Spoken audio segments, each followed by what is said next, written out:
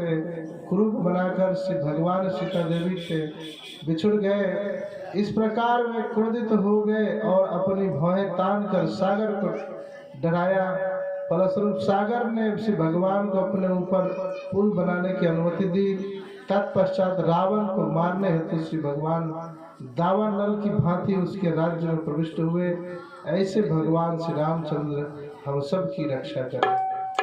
तो एक ही श्लोक में सुखदेव गोस्वामी रावण के यहाँ पहुंचा गए भागवत में, क्योंकि वो पहले बहुत बार सुन चुके हैं, बोल रहे हैं, तो इसको मध्यस्थ करते हुए कहते हैं। फिर कहते हैं विश्वामित्र ध्वरे ये न मारीचाधा निशाचरः पश्यतो लक्ष्मणस्यैव हता नैरिस्तव पुंगवः।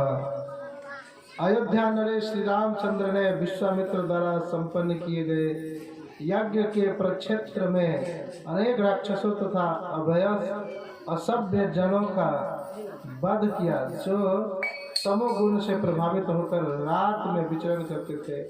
ऐसे भगवान रामचंद्र जिन्होंने लक्ष्मण की उपस्थिति में इन असुरों का वध किया, हमारी रक्षा करने की कृपा करें।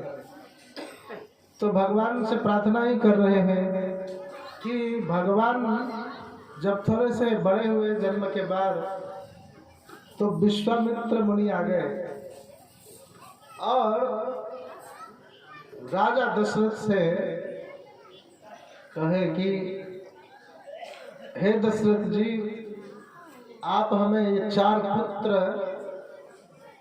दीजिए ताकि मैं इनको लेके जाऊं और इसे कुछ राक्षस लोग जो है उनका जो है सो वध होगा, इनका यश कृति बढ़ेगा। तो इतने पुत्र मुंह में थे, बोले नहीं नहीं नहीं, नहीं हम तो एक भी पुत्र नहीं देंगे। तो बड़े गुस्सा हो गए विश्वामित्र जी।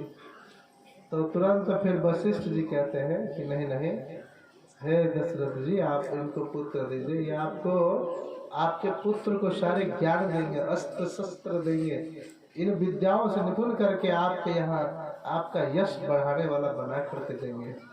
आपके पुत्र को तो पढ़ाना लिखाना भी है, अस्त्र शस्त्र, क्षत्रिय है, राजा कैसे बनेगा, आप दीजिए उनको। और साथ में ऐसा ही नहीं, ये जो है बड़े ही प्रतापी हैं विश्वामित्र जी, आपके पुत्र का चारों तरफ जो है यशोगान करा करके देंगे। बोले तब तो ठीक है, देना चाहिए। तो पुत्र मोह जो है सो उनको छूट नहीं रहा था, क्योंकि पहले ही बताए थे तुम मरोगे तो पुत्र का मोह में मरोगे। बड़े प्रेम करते थे। तो ये प्रेम भी जब नरसिंह अवतार हुआ था, तो उस समय में नरसिंह देव जब प्रहलाद को चाट रहे थे, तो वहाँ पर वो अनुभव नहीं कर पा रहे थे कि प्रहलाद को क्या आनंद आता है। तो इसलिए इस समय में दशरथ जी बहुत प्रेम करते हैं अपने पुत्र राम लक्ष्मण से, ताकि इससे पता चले राम जी को कि कितना क्या प्रेम, क्या आनंद उत्पन्न होता है। तो आनंद की वृद्धि जो है इसी कारण से इतना पुत्र मोह था दशरथ जी को। अब जैसे तैसे विश्वामित्र जी लेकर के जाते हैं, राम लक्ष्मण को देते हैं, भरत शत्रुघ्न नहीं जाते हैं। तो राम लक्ष्मण रास्ते में जैसे जाते हैं, तो प्रथम जो आती है तारका जी आती है, एकदम हाय बफाए करते हुए निशाचरणी, जो कि विश्वामित्र की यज्ञ में बहुत बार बाधा डाल चुकी थी। विश्वामित्र चाहते तो मार सकते थे, उनके पास सामर्थ्य था, सारे यश, सारे ज्ञान था बाण का, लेकिन ब्राह्मण थे, सोचे मेरा काम इन लोगों को मारना, प्रताड़ित करना नहीं, मैं राजा को लेकर के आऊँगा, उसका यशोगान होगा, उनसे ही जो है सो इसका वध करवाऊंगा। तो रामचंद्र जी को लेकर के आते हैं, तो पहले ही जो है रामचंद्र जी को कह देते हैं कि देखो अभी आते ही इस जंगल में जैसे पैर रखोगे, तुरंत निशाचरणी जो तारका है उसको पता चल जाएगा और वो सूंघते इधर पहुंच जाएंगे, तो आप लोग सतर्क रहना। तो बोले गुरुदेव आप चिंता न करें, हमें इतना ज्ञान तो है कि कैसे इसको बस में किया जाए। तो बोले पुत्र वश में करने से नहीं होगा, मारना पड़ेगा। तो बोले ये तो स्त्री है। तो बोले स्त्री होते हुए भी आप इसको जो है सो उद्धार करोगे, आप इसे मारोगे नहीं। तो फिर रामचंद्र जी सोच विचार करके तारका का वध करते हैं। पुनः थोड़ा सा आगे जाते हैं तो और भी बहुत सारे राक्षसों से मुलाकात होता है। जब यज्ञ करते होते हैं तो यज्ञ में चारों तरफ से पहले क्या होता था कि निशाचर जितने भी राक्षस लोग हैं, रावण के द्वारा बनाए गए प्रतापी सब, वो सब आ करके उसमें रक्त, पीत, कफ, मल, मूत्र डाल दिया करते, तो यज्ञ को ही समाप्त करते, यज्ञ होने ही नहीं देते। तो जब विश्वामित्र जी यज्ञ करते तो ये दोनों लक्ष्मण और राम जी धनुष बाण एकदम टिकाए रहते कि किधर से आ रहा है। तो जब भी आए उसको उधर ही बाण मार मार के सब बाहर कर गए। तो ऐसे करते करते बहुत दिन बीत गए। तब इधर भगवान श्री रामचंद्र जी को और भी अस्त्र शस्त्र जो है विश्वामित्र जी, जैसे अभी वैज्ञानिक लोग शोध करते हैं, परमाणु बम बनाते हैं, अग्नि बनाते हैं, तो क्या क्या क्या क्या बनाते हैं, परीक्षण करते हैं। उसी प्रकार से विश्वामित्र जी भी यज्ञ अग्नि में जो है सो परीक्षण कर करके बहुत सारे अस्त्र शस्त्र बना करके राम और लक्ष्मण जी को दे देते हैं। कहते हैं आपने हमारी बहुत सहायता की है, अभी जो है सो ये सारे बाण सब आप लोग रखो, आगे बहुत काम आने वाला है। तो विश्वामित्र जी तो जानते थे आगे क्या सब होने वाला है, तो इसलिए उन्होंने ऐसे सारे अस्त्र शस्त्र सब कुछ दिया। अब सब कुछ सुसज्जित हो गया। भगवान भी अब 14 से 18 साल हो गया। तो विश्वामित्र जी को खबर आया जनकपुरी से, मिथिला से, कि सभी देश विदेश के राजा लोग आ रहे हैं, जगत जननी माता सीता का स्वयंवर रचाया जा रहा है, आप सभी लोग सादर निमंत्रित हैं। सभी ऋषिगण, सभी ऋषि मुनि, तपस्वी जितने भी हैं, आप सभी भी आइए आशीर्वाद देने के लिए। और इसमें भी माता सीता के विषय में कहते हैं कि कैसे जो है सो देखे कि सभी लोग वो धनुष जो परशुराम जी दे करके गए थे शिव जी का, अभी वो धनुष 100 लोग उठाते हैं, बड़ा बड़ा हाथी मिलकर के तब जाके उठता है, और माता सीता ऐसे पकड़ती उठा के नीचे पोछा मार देती है, झाड़ू लगा देती है। तो इधर सोच रहे हैं कि जनक जी की कैसे इतना सुंदर ढंग से ये पोछा मार देती है, इसको उठा लेती है ऐसे बाएं हाथ से। अरे दाएं हाथ से बड़े बड़े वीर पराक्रमी सबको पसीना छूट जाता है। हो ना हो कुछ, मेरा दामाद वही बनेगा जो इस धनुष पे प्रत्यंचा चढ़े। अब ये चीज संकल्प करके धनुष यज्ञ की 12 बीघा जो आज जयपुर धाम में है, उसी में जो है सो सभा लगाया जाता है। भगवान पहुंचते हैं घूमते फिरते, और अशोक वाटिका में एक बार जो है सो मुलाकात होता है भगवान से सीता माता। और इसके बाद माता जानकी अपने हृदय में रामचंद्र जी को कहते हैं यही हमारे पति होंगे। और रामचंद्र जी को जब सीता माता के प्रति आकर्षण होता है तो लक्ष्मण देखते हैं, कहते भैया ये क्या, तो कहते हैं लक्ष्मण ये जरूर, कहते हैं रघुकुल का कोई भी ऐसा व्यक्ति नहीं हुआ जिसका किसी स्त्री के प्रति इतना आसक्ति हुआ हो, लेकिन अगर मेरा ये सीता के प्रति इतना आकर्षण है तो जरूर ये तुम्हारी भाभी बनेगी, और इसी से संबंध है हमारा। तो बोलते भैया कोई बात नहीं है, यज्ञशाला में आप ही जीतेंगे, निश्चित है आपसे पराक्रमी और कौन है। तो बोले नहीं नहीं नहीं, बिना गुरुदेव के आदेश के तो कुछ भी नहीं होगा। बोले हाँ, तो गुरुदेव तो आदेश देंगे ही, चलिए देखते हैं। भाग्य में क्या है, कैसे क्या लिखा है। फिर अशोक वाटिका से निकलने के बाद राम लक्ष्मण प्रत्येक दिन पुष्प चुन करके विश्वामित्र मुनि के लिए लाते थे और पूजा पाठ करने के बाद जब यज्ञशाला में प्रवेश किए, सभी रथी महारथी सब एकदम बैठे हुए हैं, ताल ठोक रहे हैं, कब मेरा नंबर आएगा।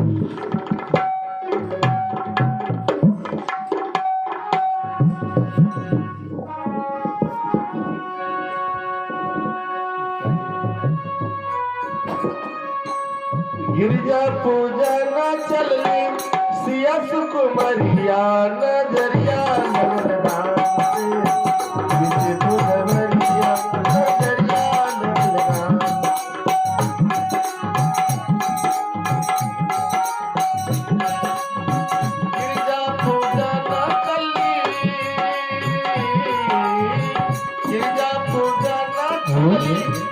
सुकुमरिया नजरिया लड़न राम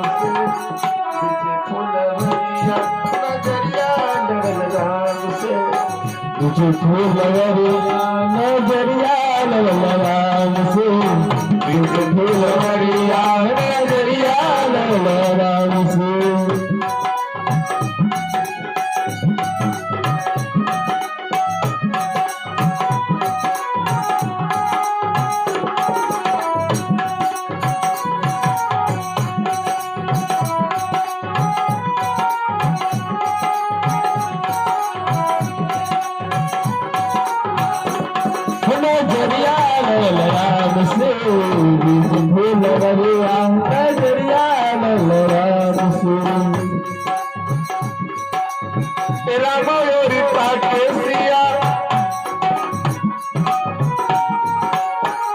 चंदा के देखे जैसे ओ करो सकोर हो, चंदा के देखे जैसे ओ करो सकोर हो, चंदा के देखे जैसे ओ करो सकोर हो।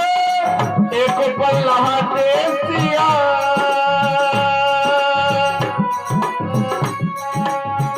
एक पल नहाते नहीं सिया के नजरिया नजरिया नंगरा से फुलवरिया नजरिया नंगराम से हो, फुलवरिया नजरिया नंगराम से फुलवरिया नजरिया नंगराम से।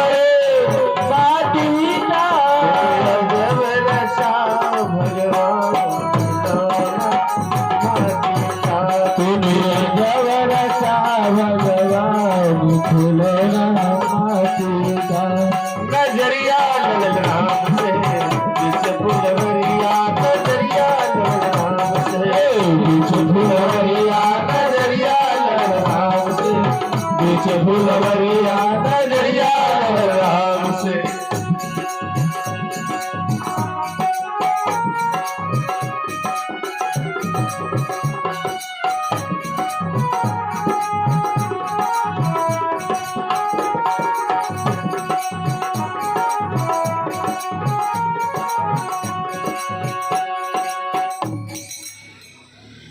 हरे कृष्णा कृष्णा कृष्णा हरे हरे, हरे राम राम राम हरे हरे। तो विश्वामित्र जी का जो मंगल कार्य था, कहते भगवान को जैसे नारायण को लक्ष्मी से मिलाने का काम, ताकि इस धरती पे ऐश्वर्य बढ़ जाए, वैसा काम विश्वामित्र जी ने किया। भगवान श्री रामचंद्र जी को लेकर के आए यज्ञ स्थल में, सभी बैठे हुए हैं शांति पूर्वक और सभी देश विदेश के राजा लोग आ रहे हैं। कोई भी धनुष को हिला भी नहीं पा रहे हैं। यहाँ तक कि रावण भी आया, रावण भी उस धनुष को उठाता है लेकिन प्रत्यंचा तो नहीं चढ़ा पाता, गिर जाता है। सभी लोग हंसने लगते हैं, सभी बेइज्जती इतना बड़ा रावण समझ करके पुनः अपने जगह पर बैठ जाता है और सभी लोग उठाते हैं, प्रयास करते हैं, किसी से नहीं होता। तब जाकर के जो है सो अनाउंस करते हैं इस धरती पर से शायद वीर क्षत्रियों का नाश हो चुका है। कोई भी ऐसा क्षत्रिय नहीं जो अपने पराक्रम से इस धनुष को उठा सके। अब लक्ष्मण जी तो तमतमा गए, बोले अरे क्या बोल रहे हो, अरे बोलो तो एक हाथ से उठा के इस धनुष को ऐसे तोड़ दूं जैसे गन्ने के खेत में हाथी गन्ने को तोड़ देता है। लेकिन हमारे समक्ष हमारे बड़े भैया हैं, गुरु का अगर आदेश हो तो इस पर प्रतिष्ठा चढ़ाने की साहस करेंगे। तो बोले क्यों नहीं। अब गुरु वशिष्ठ हैं, गुरु जी इधर बैठे हुए हैं, तुरंत उनसे आदेश लेकर के, क्योंकि बिना गुरु के आदेश के भगवान सिखा रहे हैं कि अपना शक्ति सामर्थ्य अपने पास में है तो उसका एकदम उत्तेजित होकर के प्रदर्शित करने का जरूरत नहीं है। क्योंकि जो भी तप बल से गुरु हमें शक्ति प्रदान करते हैं, अगर हम उनके आदेश का पालन करें, उनके अनुसार बन करके रहे तो हमारे पे कृपा हमेशा बरसते रहेगा। तो रामचंद्र जी बिना आदेश के कुछ उछल कूद नहीं कर रहे हैं।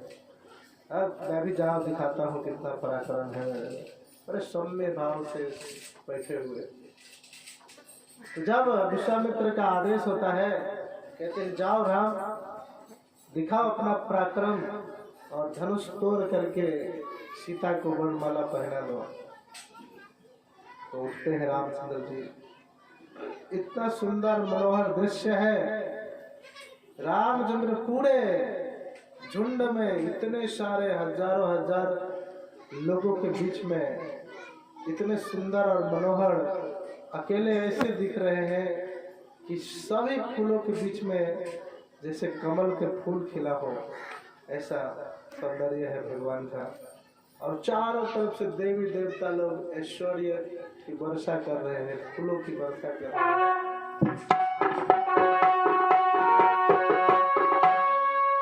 मिला नगरिया निहाल सखिया,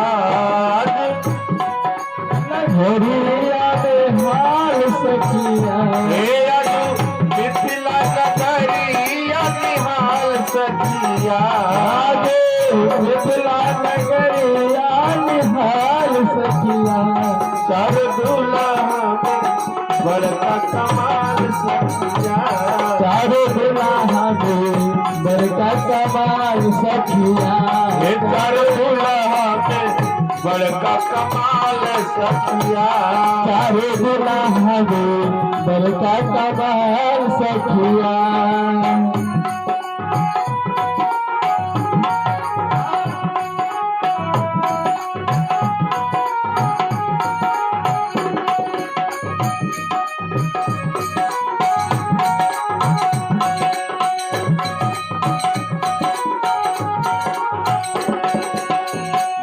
मणि मौरिया कुंडल शोभे कनवा, मणि मौरिया कुंडल शोभे कनवा, माथे मणि मौरिया कुंडल शोभे कनवा, माथे मणि मौरिया कुंडल शोभे कनवा, कारी कारी कजरा रे जुलमी नैनवा, कारी कारी कजरा जुलमी नैनवा, लाल लाल चंदन चमके बाल सखिया, लाल लाल चंदन सके बाल सखिया, लाल लाल चंदन चमके बाल सखिया, लाल लाल चंदन चमके बाल सखिया, कर दुल्हा बड़का कमाल सखिया, कर दुल्हा बड़का कमाल सखिया हे चार दुल्हा में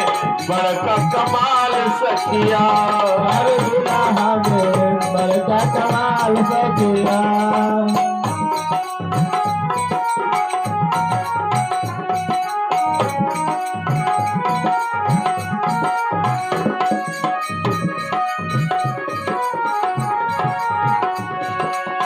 जिनका लागी जोगी मुनि जप तप कैलाश जिनका लागी जब तब कैला से हो हमरा मिथिला में पाहुन बन के अयला जे हमरा मिथिला में बहुमन के अयला से हो हमरा मिथिला में पाहुन बन के अयला जो हमरा मिथिला में बहुमन के अयला हे आजू लोही से कवाहिन कर गाल सखिया लोही से पिटौला इनकल गाल सखिया आहे लोही से कवाहिन कर गाल सखिया हे लोही से पिटौला इनकल गाल सखिया चार दुल्हा में बड़का कमाल सखिया चार दुल्हा में बड़का कमाल सखिया हे चार दुल्हा में बड़का कमाल सखिया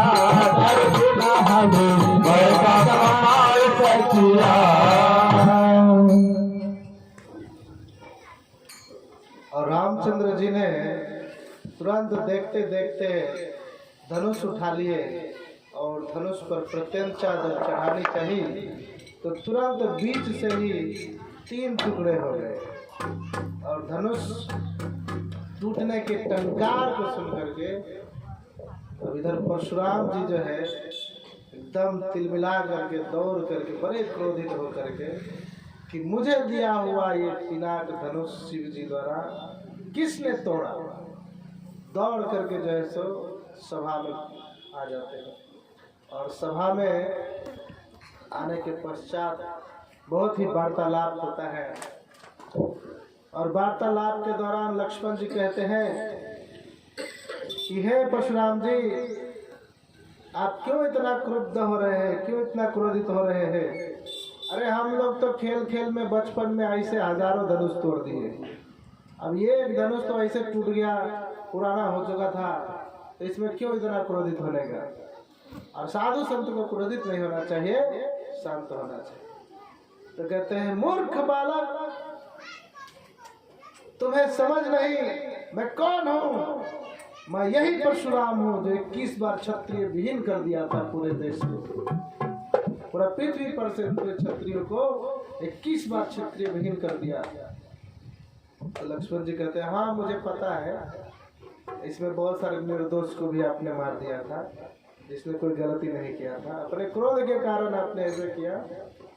कहते हैं अभी भी शांत हो जा बालक, तो मेरे सामने बहुत ही छोटे हो। फिर रामचंद्र जी को कहते हैं आप ये धनुष तान करके मुझे बताएं कि आप कौन हैं। जैसे धनुष तानते हैं तो समझ में आ जाता है उनको कि ये कोई साधारण व्यक्ति नहीं, एक मैं राम हूँ और एक ये भी राम है, और एक ही समय में 2 राम का कोई काम नहीं है। इसीलिए परशुराम जी कहते हैं अब मैं तपस्या करने जाता हूँ प्रभु, अब आप संभालिए अपना पृथ्वी को, मैं तो चला। अभी तक मैं देख रहा था, लेकिन अब मैं चाहता हूँ तपस्या करने, अब आप संभालिए।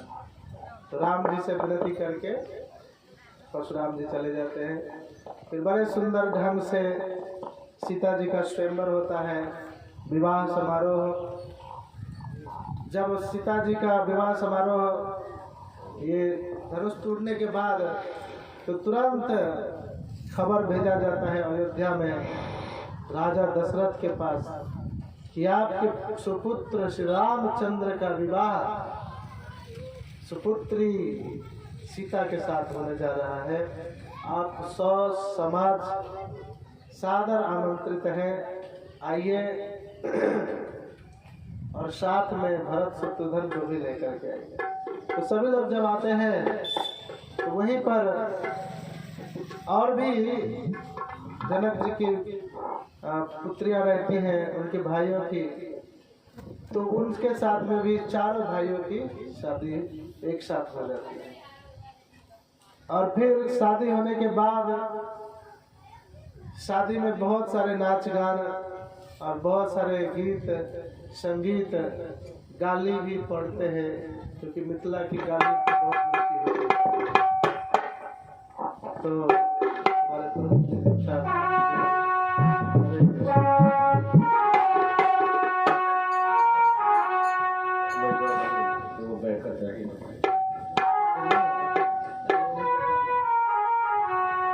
हे ऐसन सुंदर मिथिला धाम,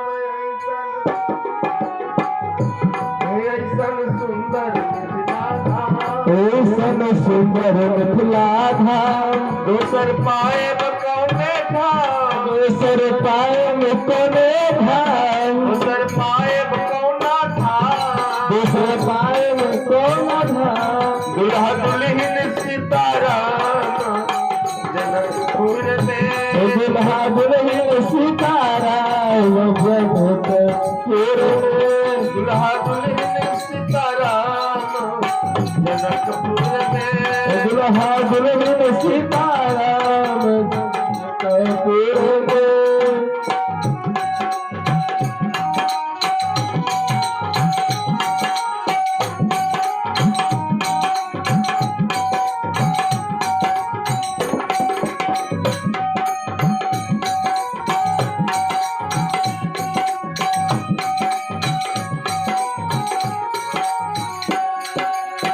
हे गंगा सागर,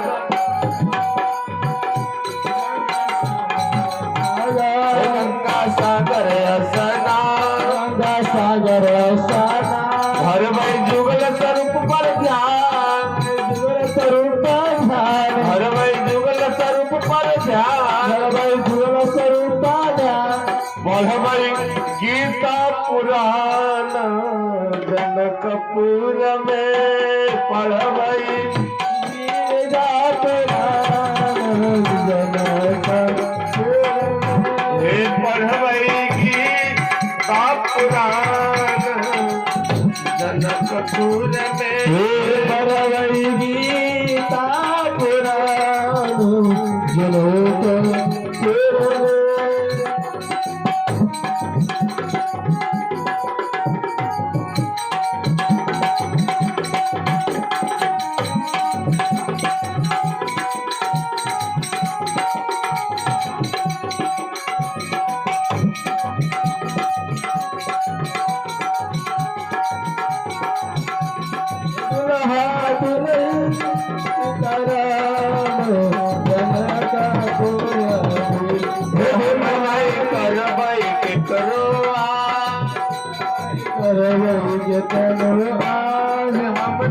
करवई के करो आस,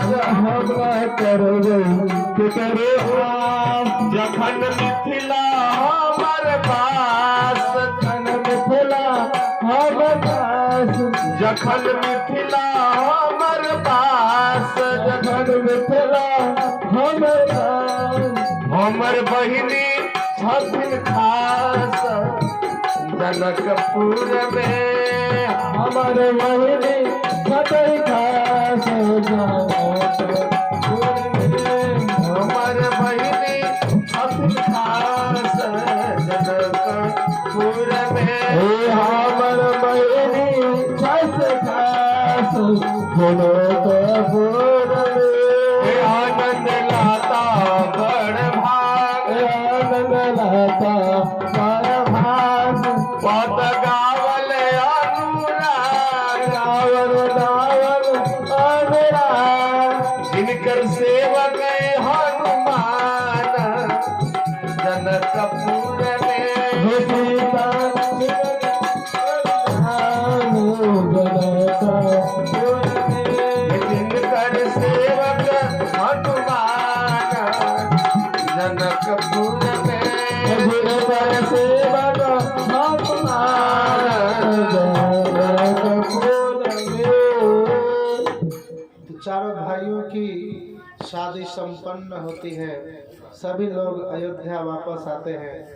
अयोध्या में स्वागत अति मनोहर अति जो सुंदर ढंग से स्वागत होता है। और सभी भक्त वहाँ पर जितने भी हैं रामचंद्र को बहुत वर्षों पश्चात देखने के लिए उमड़ पड़ते हैं। और इतना सुंदर भगवान का चरित्र और इतना सुंदर सौंदर्य भगवान का देख करके सभी लोग मोहित हो जाते हैं। और सभी लोग यही सोचते हैं कि ये राम हमारे राजा होंगे। और दशरथ महाराज के बड़े पुत्र हैं, उनके नाते भी उन्हीं को राज सिंहासन मिलेगा। कुछ ही दिनों में दशरथ महाराज बूढ़े हो रहे थे तो सोचने लगे कि हमारे राज्य अयोध्या का बागडोर अब रामचंद्र को दे दिया जाए। राम योग्य भी है और प्रजा के बहुत ही शुभचिंतक, प्रजा के प्रेमी हैं और प्रजा भी इनसे बहुत प्रेम करते हैं। तो राम को जो है अयोध्या का राजा बनाया जाए। और राज्याभिषेक के लिए सारे ऋषि मुनिगण को जो है आमंत्रित करते हैं। तो इधर बड़ा ही उमंग, उत्साह, उल्लास का समय रहता है। और मंथरा को पता चलता है कि राम को राजा बनाया जाएगा। तो मंथरा जाकर के केकई को बताते हैं कि अरे सुनती हो? तो हाँ बताओ क्या कहना है। अरे राम को राजा बनाने का ये लोग षड्यंत्र रच रहे हैं, तुम्हें पता है? कहते हैं कि राम राजा बनेंगे, क्योंकि बड़ा प्रसन्न होती है, बड़े खुश होती है, क्योंकि भगवान श्री रामचंद्र से केकई बहुत प्रेम करती है और बहुत खुशी की बात सुन करके उत्साह उमंग से नाचने लगती है। लेकिन कहते हैं जैसा संग वैसा ही चढ़ेगा रंग। आप लोग भी इधर जब देखते होंगे, अच्छे लोगों का संग करेंगे, बुद्धि अच्छी होगी, ज्ञान भी अच्छे मिलेंगे और सब कुछ अच्छा होगा। लेकिन जब बुरे लोगों का संग करेंगे तो फिर बुरे लोग जैसे जैसे आचरण करेंगे, आपके भी आचरण वैसे ही बुरा होता चला जाएगा। लोगों से गाली सुनना, दूसरे का डांट सुनना, कभी इसके घर से उलाहना आना तो कभी उसके घर से उलाहना।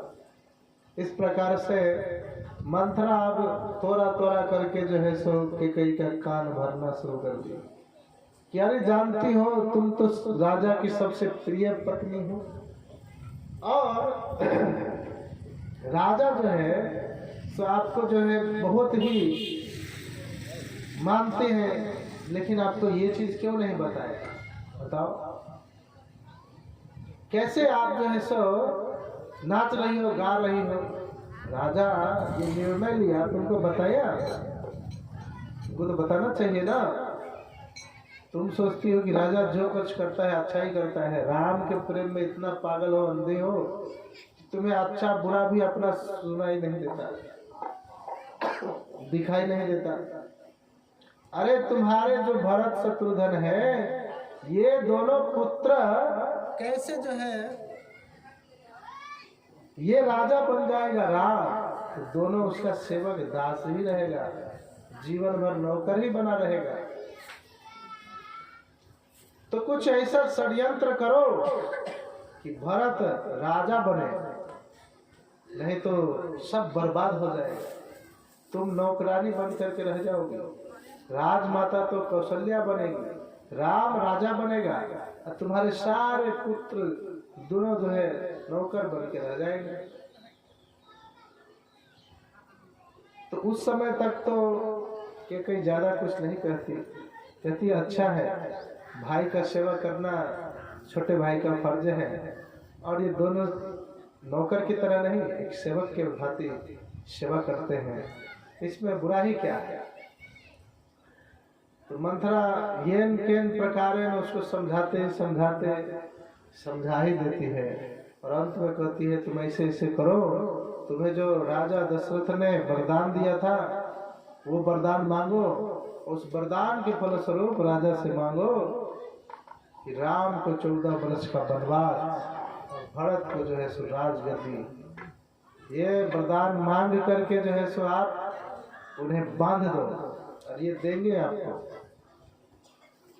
तो इस प्रकार से बार बार गलत चीजें सुनने के कारण उसके मन में भी जो है सो गलत चीजें बन जाती है कि नहीं ठीक ही है, अगर मेरा बेटा भरत राजा बनेगा तो हम रानी कहलाएंगे, नहीं तो हम तो हमेशा दासी ही कहलाएंगे। इस प्रकार से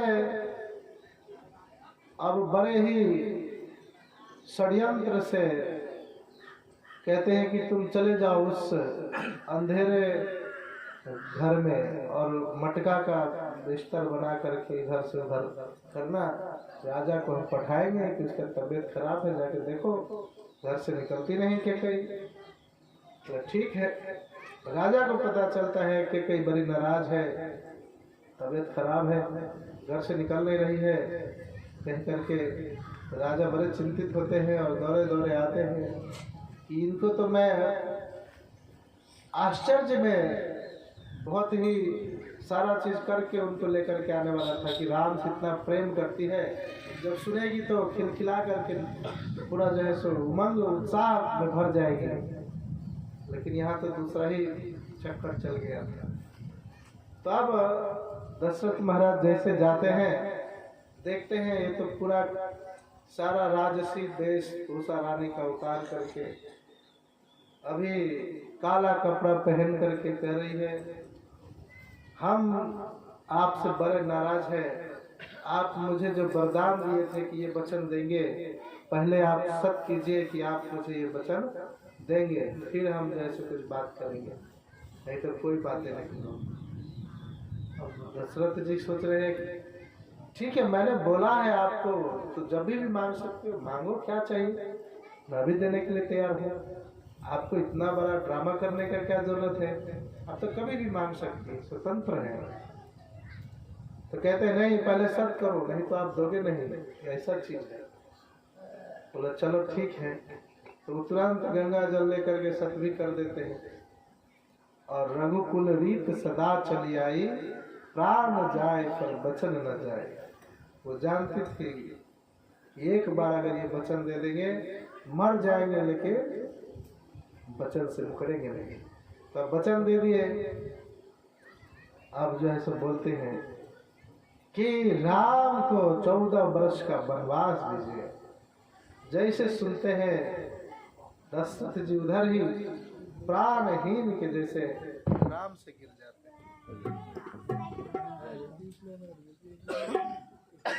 हरे कृष्ण कृष्ण हरे हरे राम हरे राम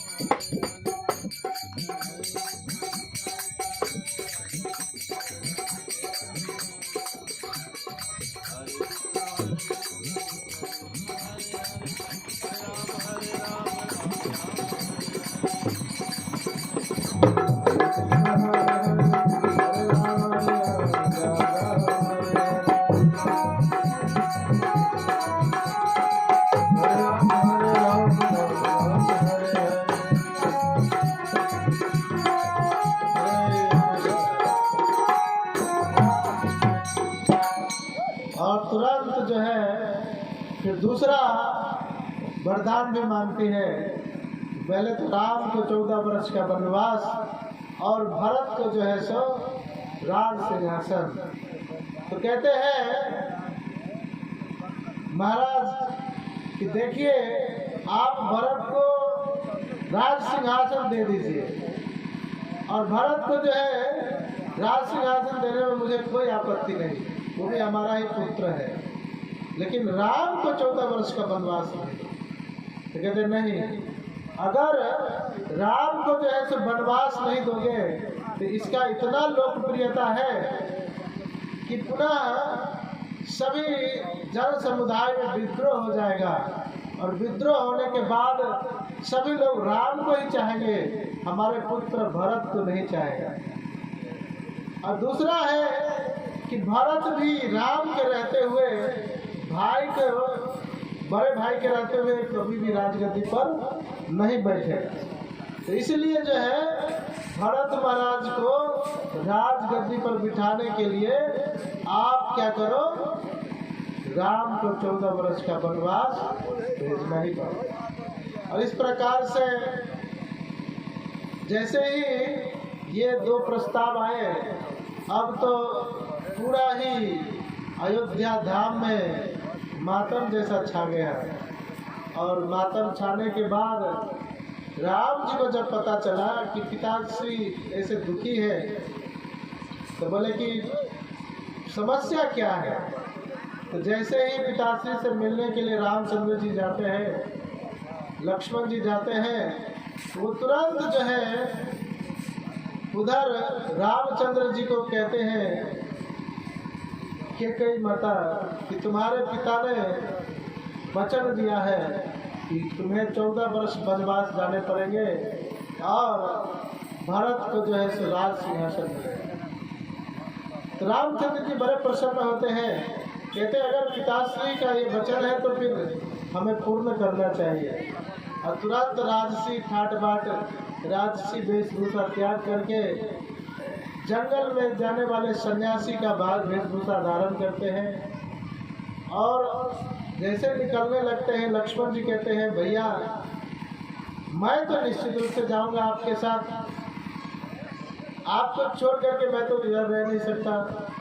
तो कहते हैं कि हे लक्ष्मण, पहले अपने माता से आज्ञा ले लो और अपनी पत्नी से भी आज्ञा ले लो। पुनः कहते हैं सीता माता कि आपने जब मेरा पानी ग्रहण किया था उसी समय मैंने कहा था कि सुख में चाहे दुख में जैसे भी रखेंगे आपके साथ ही रहूँगा, और आप वनवास में दुख कष्ट भोगे और मैं यहाँ राज सिंहासन पे राज माता बन करके इधर रहूँ अयोध्या में, ये कभी भी मुझे अच्छा नहीं लगेगा, इसलिए मुझे भी आप लेकर के। तो दोनों ही राम सीता लक्ष्मण जी जाते हैं अपनी माता से मिलने के लिए।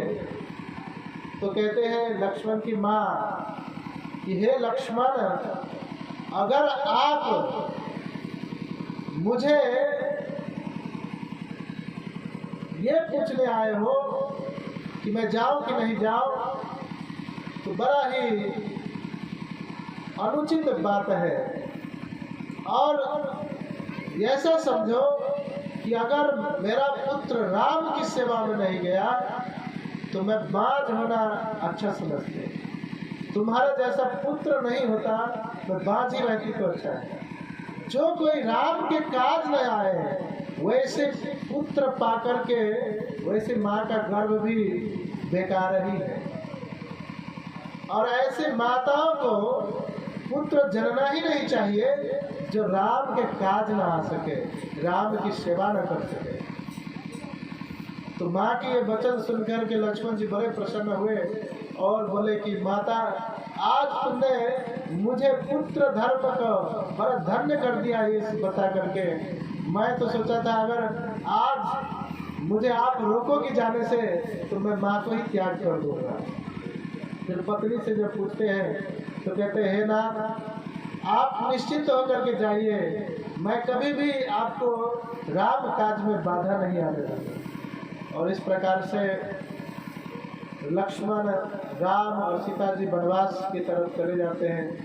और जब वनवास जाते हैं तो पूरा गांव, पूरा अयोध्या सब साथ में भगवान के जाते हैं। फिर भगवान कहते हैं मुझे मिला है वनवास, तो मुझे मिला है कि पूरे सबको दुख और कष्ट क्यों देना है। तो नदी पर जाकर के एक रात विश्राम करने के लिए कहते हैं, और रातों रात सीता राम लक्ष्मण तीनों निकल जाते हैं सबको छोड़ करके। और सबको कह देते हैं कि आप सभी लोग गांव वापस चले जाइए, अयोध्या वापस चले जाइए। और इस प्रकार से आगे जाते हैं, केवट से मिलते हैं, केवट नाव पार कराते हैं। फिर कहते हैं केवट जी कि नाव मैं पैर रखने से पहले चरण को धोऊंगा। बोलते हैं अरे चरण धोगे, ऐसे नहीं लेके जाओगे ना। अरे आपके चरण पड़ते ही पत्थर जब एक स्त्री बन सकती है, अरे मेरा नाम कहीं एक स्त्री बन गया तो क्या करूँगा? एक स्त्री संभाल नहीं रही, दूसरा स्त्री संभालूंगा, मेरा तो जीवन बर्बाद हो जाएगा। अब रोजी रोटी खाने का तो ये नाव ही है, फिर कैसे होगा? तो केवट जी बड़े प्रेमी भक्त थे भगवान के। उन्होंने जल पखार करके, चरण स्पर्श करके, भगवान का आशीर्वाद लेकर के खुद भी चरणामृत किए और सारे गांव के लोगों को पिला दिया। इस प्रकार से केवट जी नाव पार करा रहे हैं भगवान श्री रामचंद्र जी का। और बड़े ही प्रेम से गाते गुनगुनाते हुए केवट जी को आज तो बोल रहे हैं कि मैं तो आज धन्य अति धन्य हो गया, जन्म जन्मांतर के मेरे पुण्य, मेरे भाग्य जागृत हुए हैं, इसीलिए प्रभु रामचंद्र जी मेरे नाव में पधारे हैं। ऐसा सौभाग्य किसका होगा जहाँ पर तीनों सीता राम लक्ष्मण के दर्शन हो रहे हैं।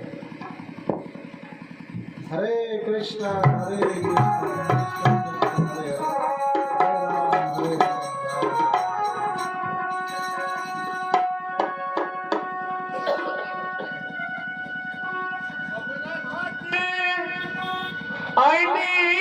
रघुरैया खेवैया नाही ले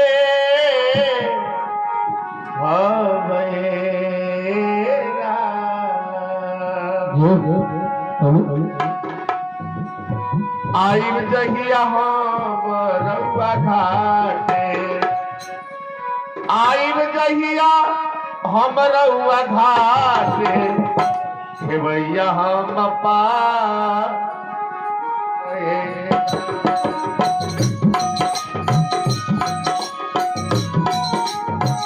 खेवैया हम पाए।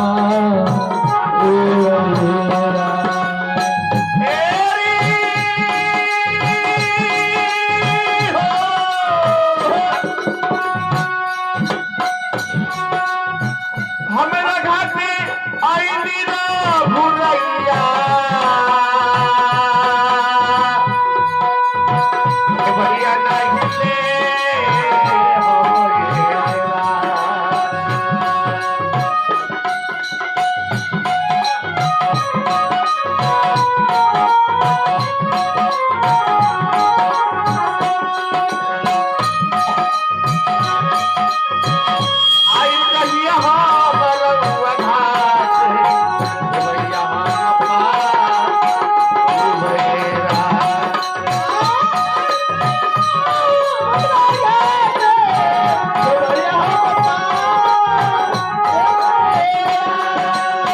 बड़ा सुंदर कवि के भावा।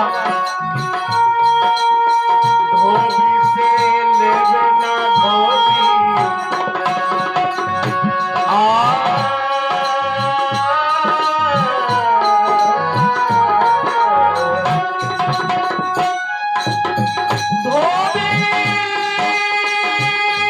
से लेवे ना धोबी, धोबी से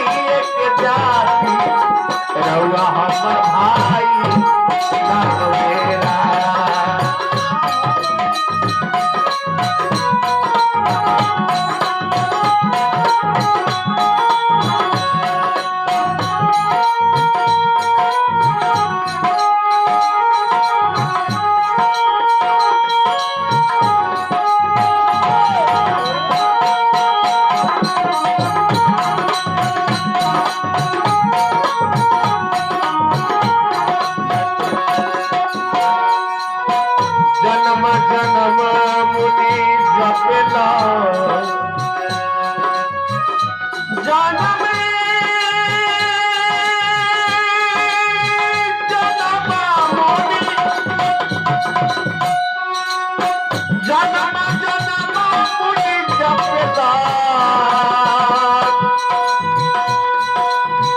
नहीं भर छैया पावे होला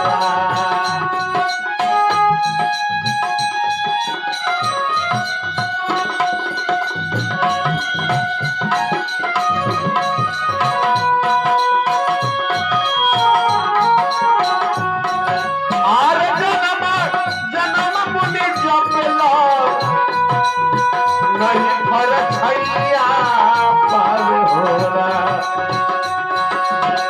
धन हुए धन भाग हुए एक बट के धन भाग हुए के बट के रौरे चरनिया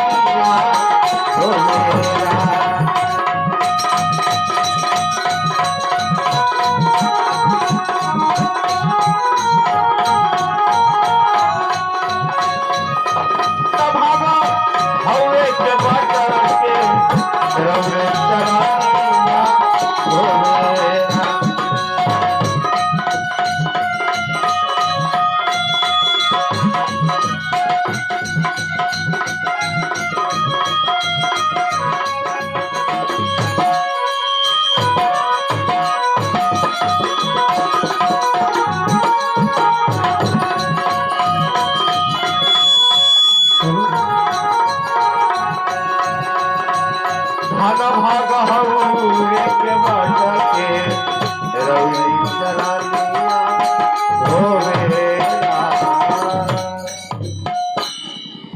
भगवान नौका से पार होकर के अब आगे बढ़ते हैं और आगे बढ़ने के क्रम में भगवान को बहुत सारे ऋषि मुनिगण सब मिलते हैं।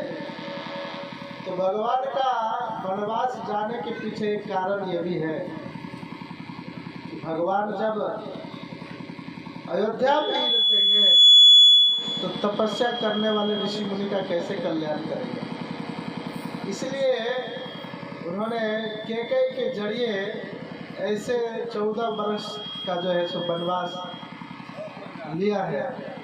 ये कोई कैकेयी की इच्छा नहीं, ये भगवान की इच्छा है कि हम वनवास में जाए। वहाँ पर बहुत सारे साधु संत ऋषि मुनिगण तपस्या कर रहे हैं, उनका दर्शन उनको दर्शन दे और दर्शन दे करके उनको कृतार्थ करें। क्योंकि भगवान के अवतार का कारण एक ये भी रहता है, परित्राणाय साधुनाम विनाशाय च दुष्कृताम। साधुओं की प्रसन्नता के लिए भगवान जो है सो इस भौतिक संसार में आते हैं। रावण को मारने के लिए भगवान को आने का जरूरत नहीं।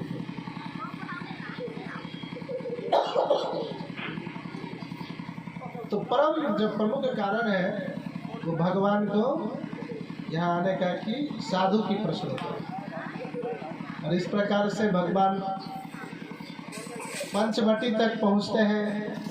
जब इधर भगवान पंचवटी पहुँचते हैं साधु संतों को दर्शन देते हुए, तो अभी भरत जी को तुरंत खबर किया जाता है कि आप आइए और आपको राज सिंहासन पर बैठना है, राजगद्दी मिलेगा।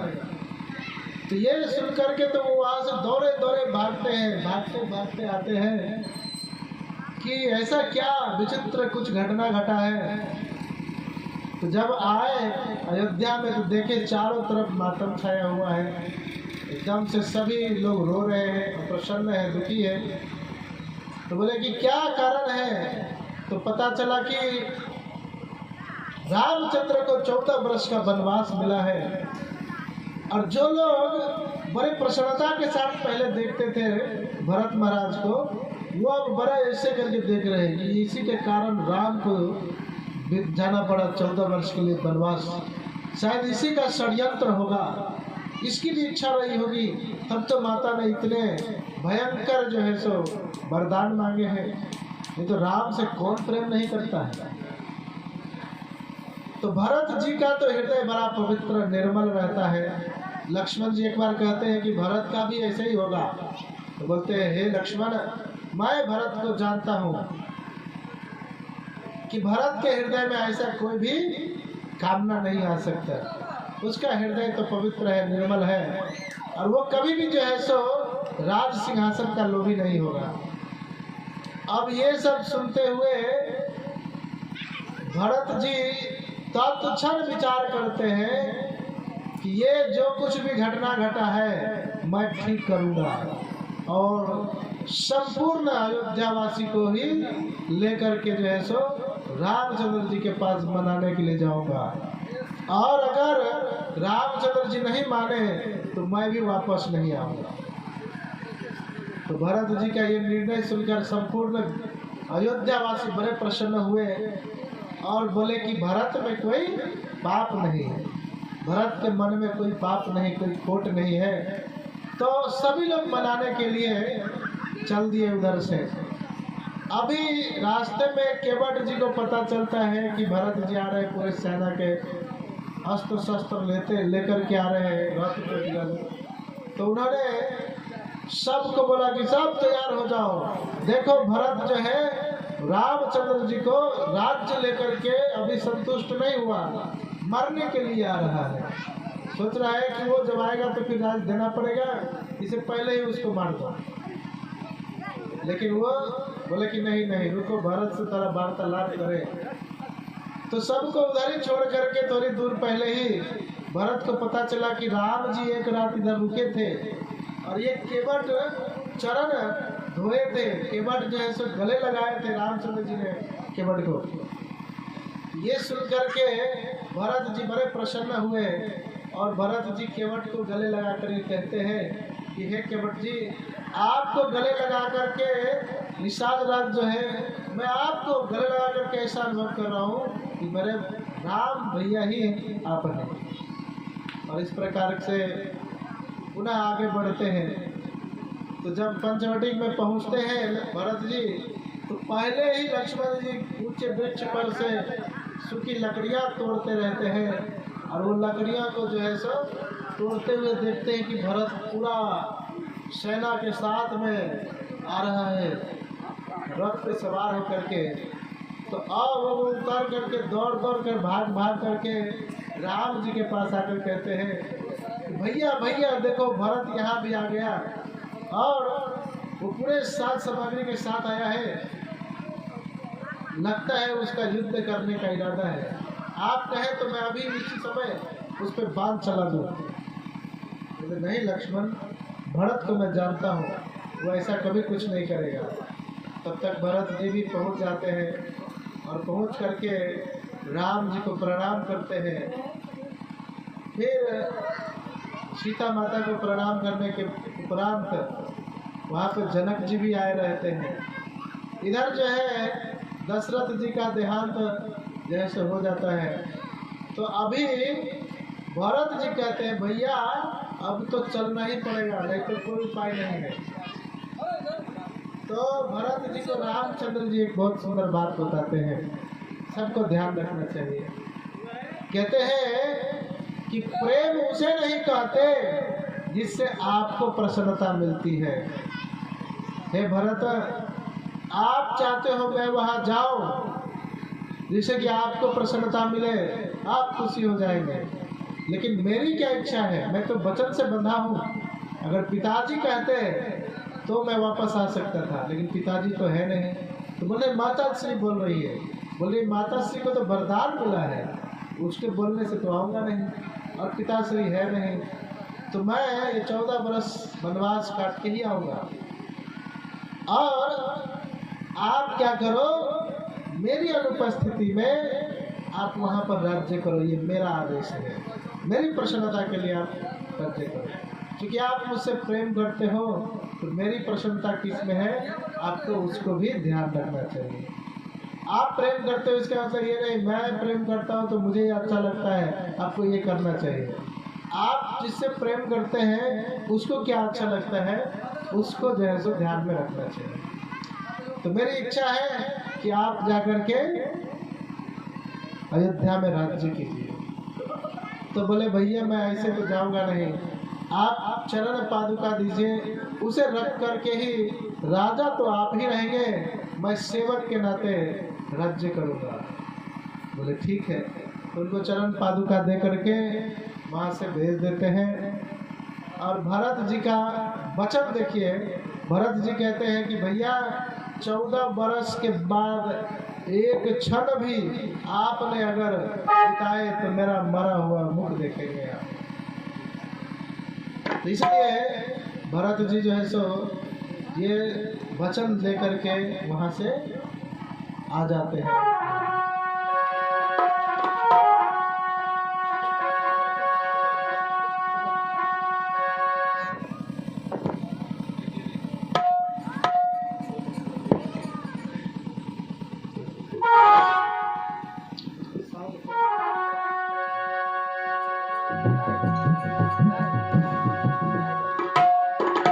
कृपा करी प्रभु पादक दीनी,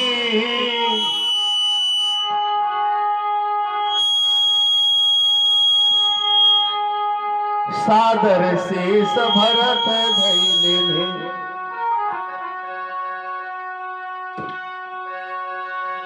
और हरि गुण गाय के प्रभु गुण गाय के असुआ बहाई के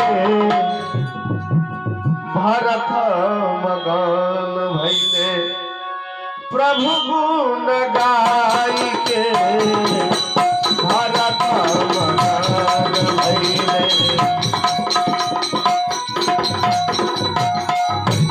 भरत मगन भैले प्रभु गुण गाय के भरत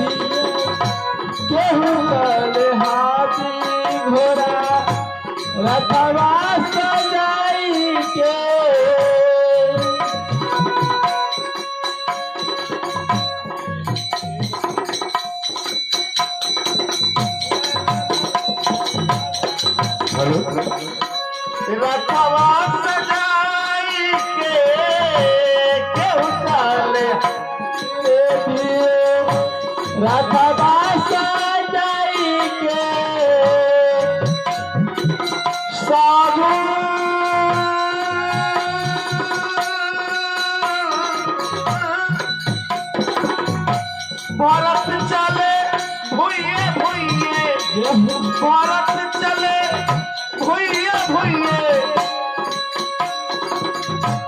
ड्यूटी बचाई के भरत मगन भइले, हरि गुण गाई के भरत मगन भइले। हरि गुण गाई के भरत मगन भइले।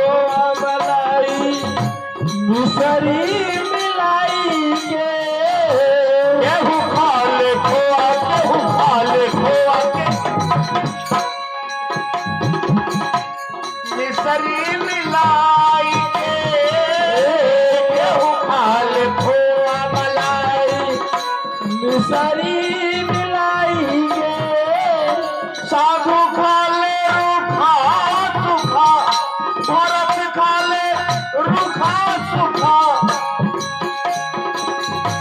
भोगवा लगाई के भरत मकान भइले हरि गुण गाई के भरत मकान भइले हरि भारत भगवान प्रभु गुण गाई के भरत मकान भइले भारत राजा भरत अपने घर वापस आ गए भगवान के चरण पादुका लेकर के। और भरत के भी बड़े सुंदर आदर्श तो देखिए कि जब भगवान श्री रामचंद्र जी पलंग पर सोते तो राजा भरत नीचे सोते थे धरती पर। अब रामचंद्र जी धरती पर सोते हैं तो वो गड्ढा खून करके नीचे गुफा बना करके राज्य में भी नहीं प्रवेश करते, राज्य से बाहर ही वहाँ पर एक खड़ पतवार भी नहीं, ऐसे ही सोते थे, उधर ही कार्यकाल सभी कुछ करते थे। इस प्रकार से बहुत दिनों तक भरत महाराज राज्य करते रहे। और इधर रामचंद्र जी माता सीता और लक्ष्मण के साथ विहार कर रहे थे जंगल में कि अचानक एक दिन जो है सो राक्षसी शूर्पणखा आई और रामचंद्र के सौंदर्य को देखकर मोहित हो गए और उन्होंने अपना तत्क्षण राक्षसी वेश बदल करके बहुत सुंदर स्त्री बन करके रामचंद्र जी के पास आए। रामचंद्र जी सीता माता के साथ बैठे हुए थे वन में तो और झोपड़ी के ऊपर चढ़े हुए थे लक्ष्मण जी। कुछ खरपतवार पानी वानी गिर न जाए, ओस न गिरे, इसके कारण छिद्र बंद कर रहे थे।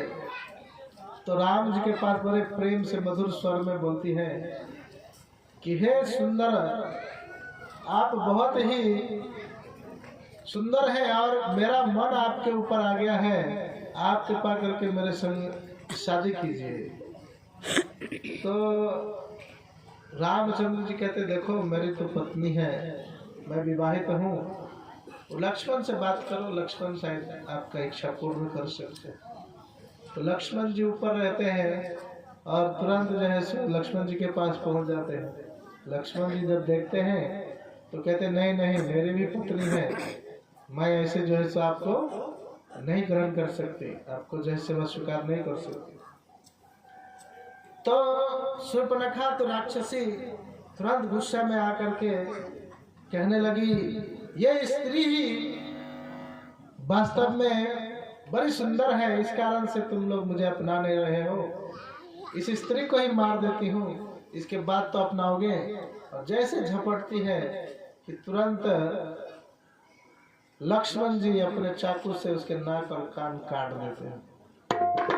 और राक्षसी है चिल्लाते हुए पुनः अपने रूप में आ जाती है और भागती है वहां से।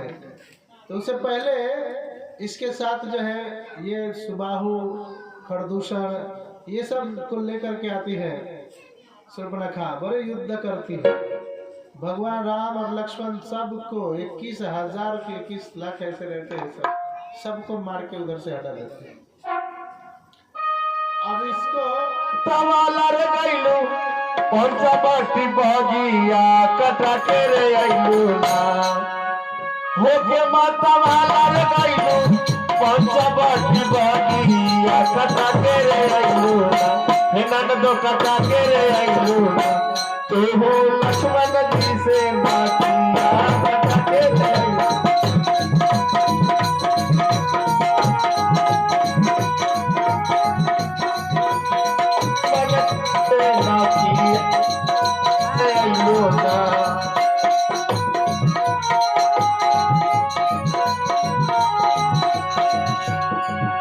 प्रेमवा के रोग तुहरा मनवा में जागल राम जी के देख के नंदो हो गइलू पागल दिलवा में जागल राम जी के देख के नंदो हो गइलू पागल माटी में मिला के रे आइलू माटी में मिला के रे आइलू घर के इजातिया कटा के रे आइलू ना हो कटा के रे आइलू ना ननदो लक्ष्मण जी से बाती या कटा के रे आइलू ना हे ननदो लक्ष्मण जी से बाती या कटा के रे आइलू हे ननदो लक्ष्मण जी से बाती या कटा के रे आइलू हे ननदो लक्ष्मण जी से बाती या कटा के रे आइलू ना। शूर्पणखा को और कोई रास्ता नहीं दिखा राम लक्ष्मण को मारने का, तो उसने रावण की सभा में जो है सो घुस गई और अपने भाई रावण को बोलती है कि हे रावण, अब देखिए रावण तो राक्षस है और राक्षस को कैसे मनाना चाहिए। डायरेक्ट अगर बोले शूर्पणखा कि मेरा नाक काट दिया ये वो, तो रावण उतना ध्यान नहीं दिया, बोला गड़बड़ की होगी, नाक काट दिया कोई तो क्या है। बोल रहे अरे राम ने मेरा नाक काट दिया, लक्ष्मण ने नाक काटा, कान काटा, आपके बहन का अपमान किया। तो बोलते इसमें कोई बड़ी बात नहीं है, हो सकता है। तो बोलते नहीं नहीं भैया, उसके पास जो एक स्त्री है बड़ी सुंदर है। अब तो रावण का एकदम दिमाग चढ़ गया। अच्छा, तो जो राक्षस प्रवृत्ति के लोग होते हैं वो स्त्रियों से बड़ा आसक्त होते हैं।